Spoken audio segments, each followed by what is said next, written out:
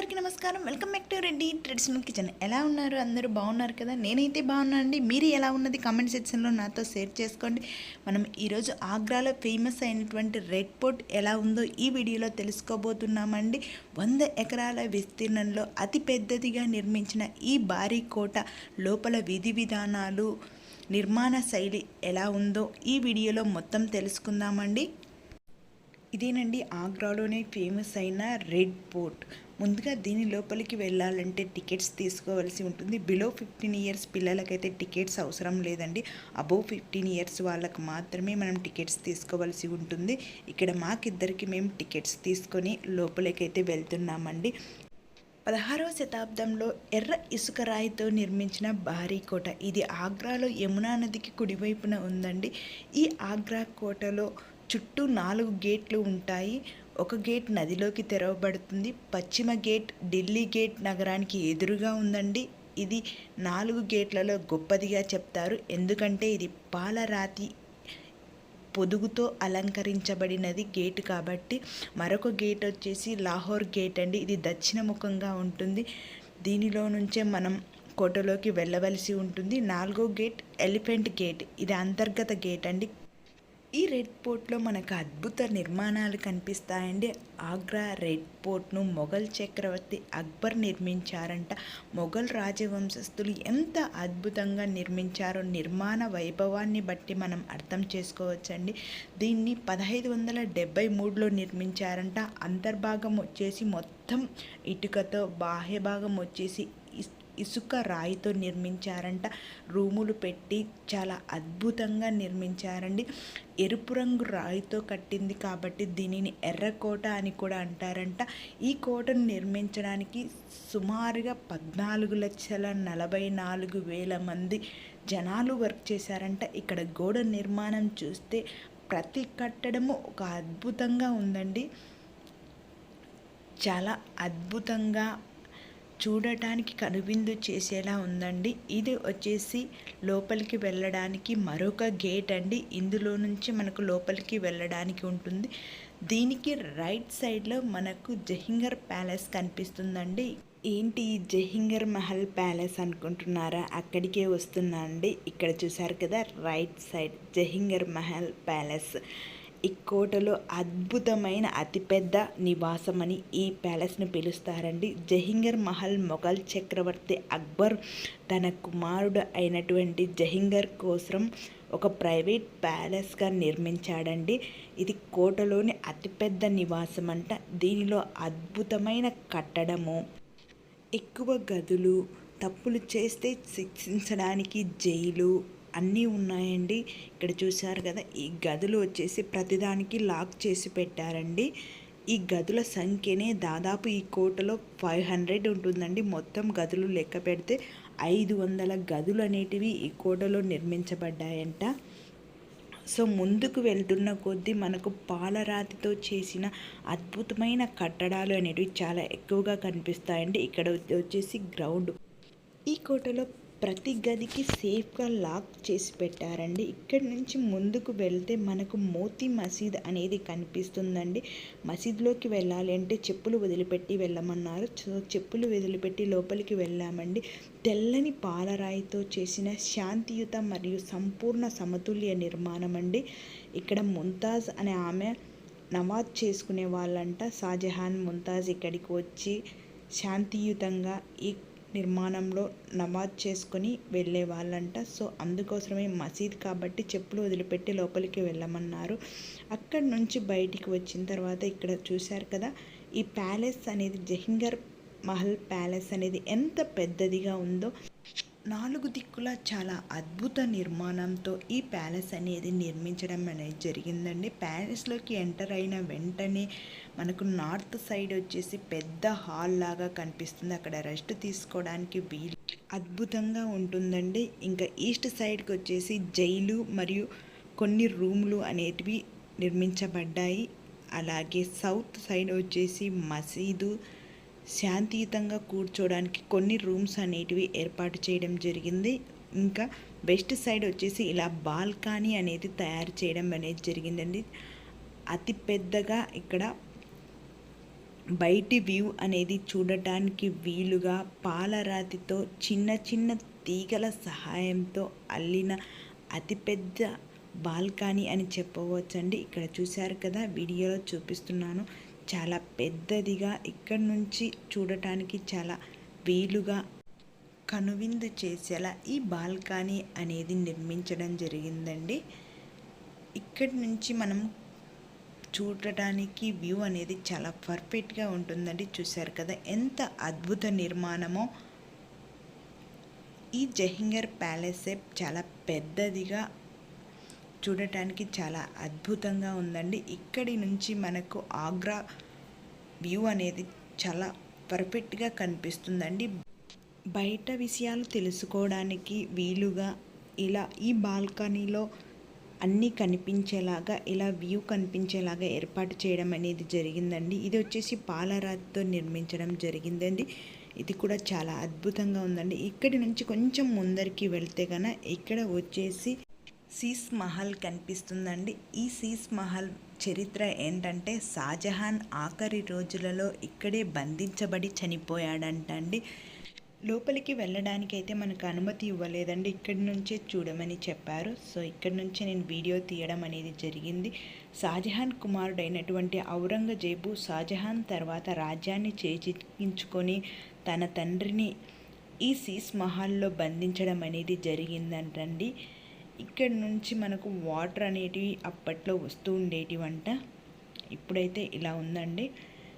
So ఇక్కడ నుంచి కొంచెం మనం ముందరికి వెళ్తే ముత్తుమన్ బుర్జ్ అనేది కనిపిస్తుందంటండి. షాజహాన్ చివరి రోజుల్లో మరణించేటప్పుడు తన కొడుకును ఒక కోరిక కోరాడంట. ఆ కోరిక ఏంటంటే తను చనిపోయే చివరి రోజుల్లో తాజ్మహల్ కనిపించే విధంగా తనను బంధించమని అడిగాడంట.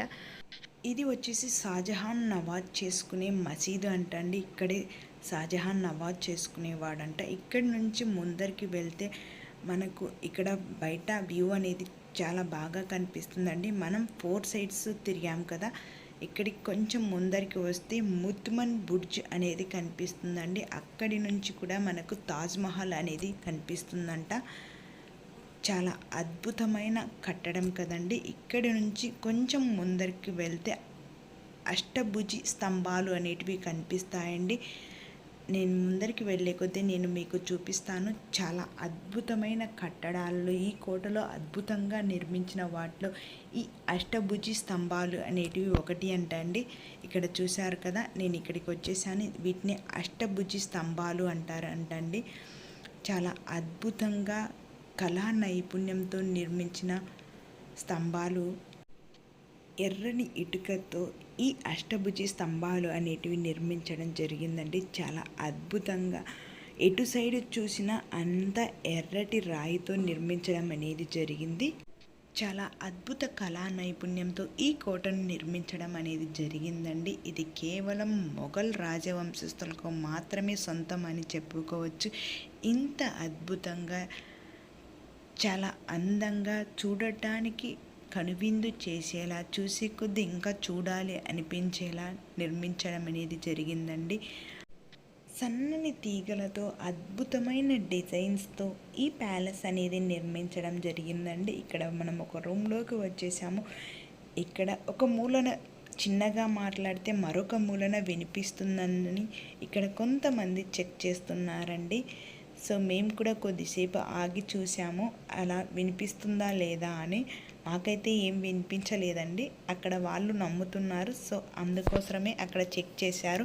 ఇక్కడ మనం వచ్చిన ప్లేస్ వచ్చేసి ముత్తుమన్ బుర్జ్ అండి. దీన్నే ముత్తుమన్ బుర్జ్ అంటారు. ఇక్కడ వచ్చేసి కోట మొత్తం కనిపిస్తుందండి. చాలా అద్భుతంగా ఎర్రరాయితో నిర్మించారు కాబట్టి ఎటు సైడ్ చూసినా ఎర్రగా చాలా అద్భుతంగా కనిపిస్తుందండి. ఇక్కడి నుంచి మనకు బయట తాజ్మహల్ అనేది కనిపించడం జరుగుతుంది. ఇది వచ్చేసి వాటర్ నిల్వ పెట్టుకోవడానికి అవైలబుల్గా ఉంటుందండి. చూసి చెప్పాను కదా, ముత్తుమన్ బుర్జ్ నుంచి మనకు తాజ్మహల్ అనేది చాలా పర్ఫెక్ట్గా కనిపిస్తుందండి.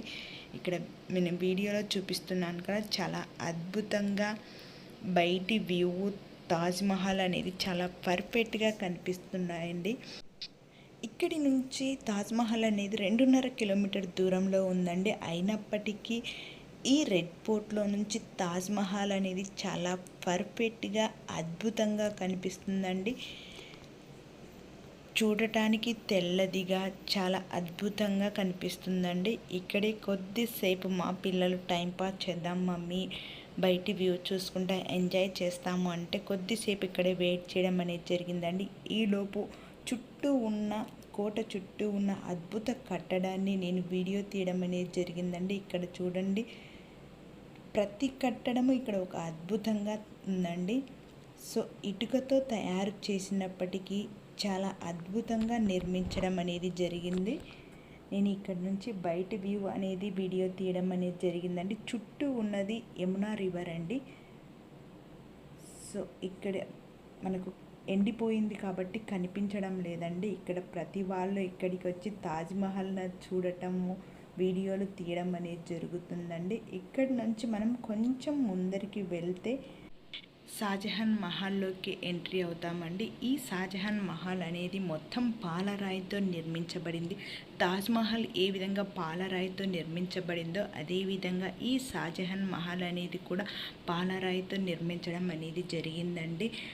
షాజహాన్ హయాంలో ఇప్పుడు మనం చూస్తున్న ఈ షాజహాన్ మహల్ అనేది తనంతట తానే నిర్మించుకోవడం అనేది జరిగిందంట. ఈ విధంగా కట్టం కావాలి అని చెప్పి పని వాళ్ళ చేత ఈ విధంగా పాలరాయితో నిర్మించుకోవడం అనేది జరిగిందంట. ఇదేనండి షాజహాన్ ప్యాలెస్. చాలా అద్భుతంగా బాల్కనీ పెట్టుకొని బయటి వ్యూ చూడటానికి అనుకూలంగా ఇలా నిర్మించుకోవడం అనేది జరిగిందంట. ఇక్కడి నుంచి మనకు బయటి వ్యూ అనేది చాలా బాగా కనిపిస్తుందండి. ఇక్కడ ఒక చిన్న రూమ్ కూడా ఏర్పాటు చేసుకోవడం జరిగింది. అలాగే ఇక్కడ బాల్కనీ మాదిరిగా ఒక టవర్ను నిర్మించుకోవడం అనేది జరిగిందండి. ఇక్కడ నుంచే మనకు బయటి వ్యూ అనేది చాలా అందంగా కనిపిస్తుందండి. ఇక్కడ నుంచి తాజ్మహల్ కూడా కనిపిస్తుంది. కోటలో ముఖ్యంగా చెప్పుకోవలసిన దివాన్ ఈ ఆమ్ అండి. ఇక్కడ పాలరాతితో అద్భుతంగా నిర్మించిన కుర్చీని చూశారు కదా. ఇక్కడ చక్రవర్తుల తర్వాత ప్రధానమంత్రి లాంటి వారు మాత్రమే కూర్చున్నారంట. సామాన్యులు కూర్చోడానికి వీలు లేదంటండి. ఇక్కడి నుంచే మన చక్రవర్తులు ప్రజల సమస్యలు విని పరిష్కరించేవారంటండి. ఇక్కడనే మంత్రులతో చర్చించి అలాగే ప్రజల సమస్యలు అనేటివి విని వాటికి తగిన పరిష్కారం అనేది తెలియజేసేవారంట. ఇక్కడి నుంచి కొంచెం ముందుకు వెళ్తే ఇక్కడ మనకు ఒక అతిపెద్ద బఫర్స్ అనేది కనిపిస్తుందండి. ఇదేనండి నేను చెప్పిన బఫర్స్. మందుగుండు పాత్ర అండి. చూడటానికి అందంగా ఉందని ఇక్కడ కొంతమంది ఫొటోస్ దిగడం అనేది స్టార్ట్ చేశారు. చూశారు కదా ఎంత పెద్దగా ప్రజల సమస్యలు వినటానికి తీర్చడానికి అనువుగా ఉండేలా ఈ ప్యాలెస్ అనేది నిర్మించడం అనేది జరిగిందండి. ఇక్కడ వచ్చేసి ఇది మరొక గేట్ అండి. ఇక్కడి నుంచి షాజహాన్ ముంతాజ్ వాళ్ళు మార్కెట్కి వెళ్ళేవారంట. ఇక్కడ లోపలికి ఎంట్రీ అయితే లేదండి. ఈ గేట్లోనే అక్బర్ ఆయుధ స్థావరం అనేది కూడా ఉందంట. సో లోపలికి వెళ్ళడానికి ఎంట్రీ అనేది లేదు. ఎందుకు అని అడిగితే లోపల కొంచెం వర్క్ చేస్తున్నారు, సో అందుకోసమే లోపలికి పంపించడం లేదని జరిగారు. ఇక్కడ వచ్చేసి వాటర్ నిల్వ చేయడానికి అనువుగా ఒక స్విమ్మింగ్ లాంటిది కట్టించారండి. సో ఇక్కడ చూశారు కొద్ది స్టెప్స్ లాగా ఇక్కడే ప్రజలు తమ సమస్యలను చెప్పుకోవడానికి కూర్చునే వాళ్ళంట. ఇక్కడ వాటర్ అనేది అవైలబుల్గా ఉందండి. వాటర్ అనేది దప్పిక వేస్తే అక్కడ దప్పిక అనేది తీర్చుకొని ముందుకు వెళ్ళచ్చు. ముందుకు వెళ్తుంటే మాకు కొన్ని రూమ్స్ అనేటివి ఇంట్రెస్టింగ్గా కనిపించాయండి. అక్కడ ఏంటంటే baby care room, luggage room ఇలా రాసి ఉన్నాయి. అక్కడైతే ఎవరు లేరు కానీ ఒక రాసి ఉన్నాయండి. అవి చూసుకొని కొంచెం ముందరికి వచ్చేసామండి. ముందరికి వచ్చేస్తే మనం ఎక్కడైతే ఎంట్రీ అయ్యామో అక్కడే మళ్ళీ ఎగ్జిట్ అనే ప్లేస్కి అయితే వచ్చేసాము. కోట చుట్టూ ఒక నిర్మాణం అయితే జరిగిందండి. శత్రువులు అనే వాళ్ళు లోపలికి రాకుండా కోట చుట్టూ కాలువ లాంటిది తయారు చేసి అందులో వాటర్ అనేది నింపేవాళ్ళంట. వాటర్లో నుంచి శత్రువులు రావడానికి వీలు లేకుండా ఇలా కోట చుట్టూ వాటర్ అనేది నింపేవాళ్ళంటే. ఇదేనండి మన ఆగ్రా రెడ్ ఫోర్ట్ యొక్క విశేషాలు. వీడియో ఎలా ఉందో వీడియో చివరి వరకు చూసి కామెంట్ సెక్షన్లో నాతో షేర్ చేసి